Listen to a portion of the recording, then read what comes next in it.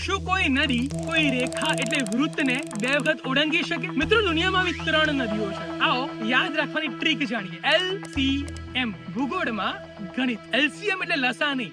LCM એટલે શું? લિમ્પોપો, Congo અને આપણા ભારતની મહી નદી. આવો દરેક નદી વિશે આપણે વિગતમાં માહિતી મેળવીએ. મિત્રો, લિમ્પોપો નદી જે દક્ષિણ આફ્રિકાથી શરૂ થાય છે અને બોત્સવાના અને ઝિમ્બાબ્વે વચ્ચે સરહદ બનાવે છે, અને આ લિમ્પોપો નદી છે એ મકર વૃત્તને 2 વખત ઓળંગે છે. આગળ આવીએ કોંગો નદી, જે પૃથ્વીના હૃદય કહી શકાય એવા વિશ્વ વૃત્તને 2 વખત ઓળંગે છે.